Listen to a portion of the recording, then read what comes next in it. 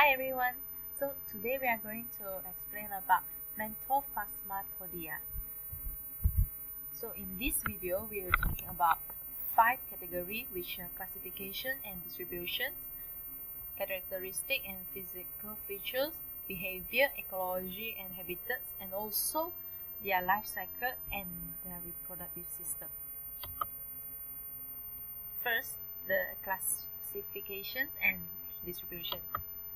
So this order is considered as hemimetabola, which has the incomplete development that only involve egg, nymph, and adult size in their whole life cycle. So here's an example for you. This is an egg.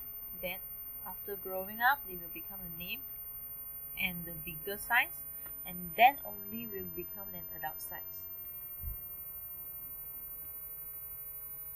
For this order, they also consider as an orthopteroid, which are closely related to Blattodia, or also known as icebugs or an ice crawlers.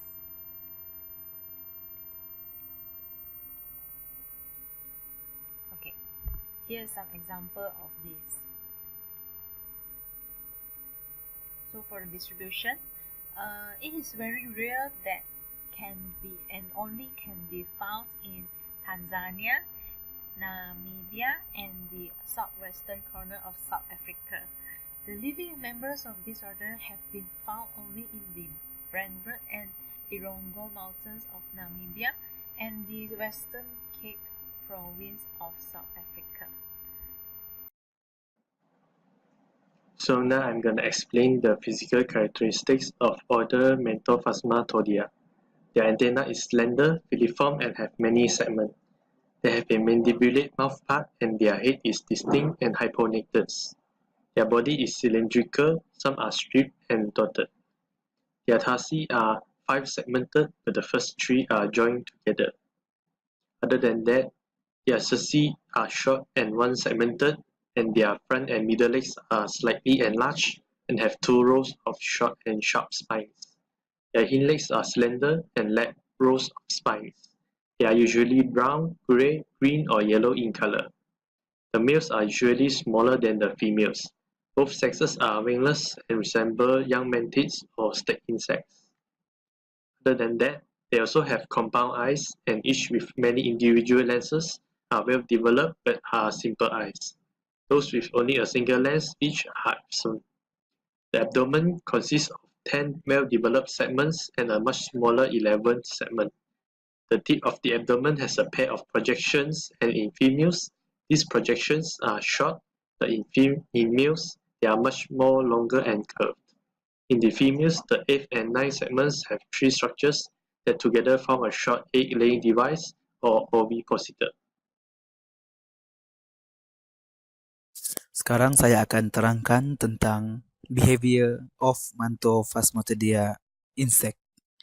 Behavior yang pertama iaitu feeding behavior. Female hillwalker pouncing on another hillwalker of a different species. Maksudnya di sini hillwalker yang betina akan merosakkan hillwalker dari spesies yang lain untuk dimakan. Spesies ini juga adalah dikenali sebagai spesies carnivore. Okey, seterusnya ialah reaction to human disturbance. Hillwalker will attempt to avoid the light when disturbed at night. Okey, di sini maksud dia ketika waktu malam, hillwalker tu akan cuba mengelak cahaya agar tidak kelihatan ketika diganggu, apabila diganggu. Okey, seterusnya ialah usually remain motionless when startled or handled. Okey, kebiasaannya hillwalker ni dia tiada pergerakan apabila diganggu ataupun dikendalikan. Okey, seterusnya ialah not aggressive to attacking humans, although they could potentially bite if irritated enough. Okey, di sini contohnya hillwalker tidak begitu agresif untuk menyerang manusia, tetapi spesies ini akan menggigit apabila terasa sangat terancam. Oke, seterusnya ialah mating behavior. Oke, both male and female use drumming for mate location. Oke, dia cakap di sini kedua-dua male and female dari spesies ini menggunakan cara drumming untuk menentukan location mating dorang. Oke, they consist of tapping the abdomen against the substrate. Oke, seterusnya male drumming is coded for species recognition. Oke, seterusnya a male will mount a female and ride on her back for anywhere between 7.5 and 96 hours depending on the species. Oke, di sini maksudnya yang jantan akan menaiki belakang si betina untuk mating dan mereka akan selalunya mengambil masa 7.5 dan 96 jam untuk mating, mengambil masa untuk mating.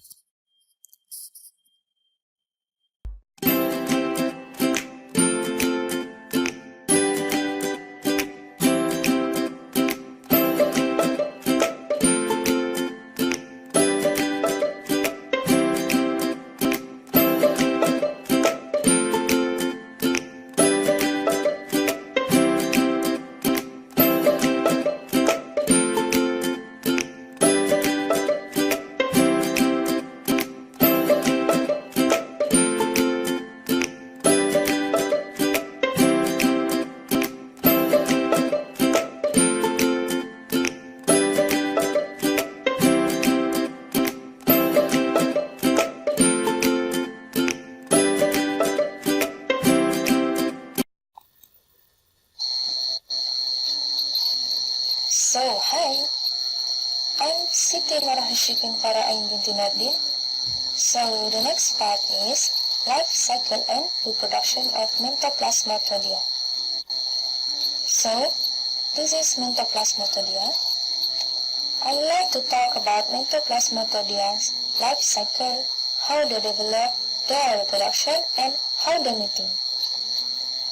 First, we need to know that Mantophasmatodea are annual and univoltine species, meaning that a species has one growth of offspring per year.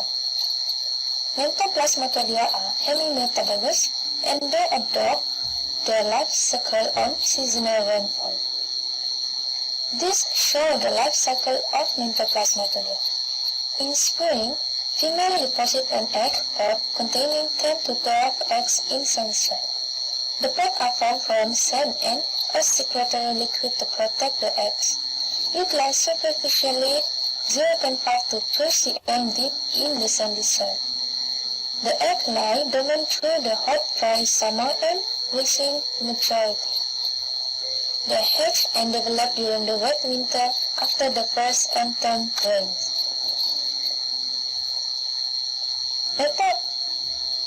Mantophasmatodea usually live alone, but pairs of male and female are often found together in the same tuft of grass.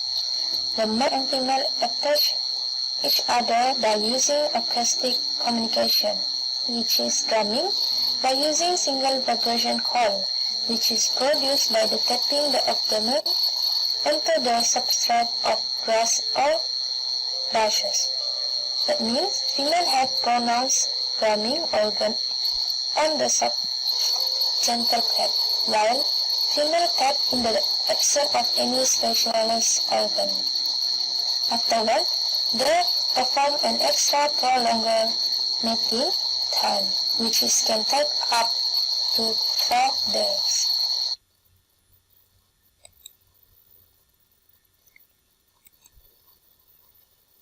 This is how males drumming.